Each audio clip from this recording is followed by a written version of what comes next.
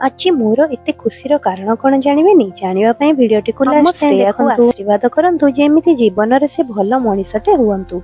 फुले आमर बर्थडे रे friend relative का सह मिसी एते सारा विश रे हेउथांती खुशी।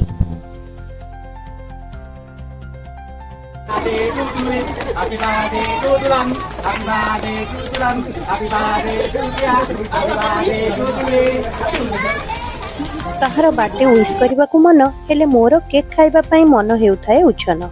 जेहेतु मो माई केही न खाइले मु तो खाई परिबि नाही। अपेक्षार अंत घटिला परे मोर भाणीची देइथिले खुआई। तापरे मोर ननंद को भी मना करिली नाही, पुणी देइथिली खाई।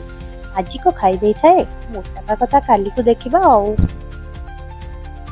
Amazing!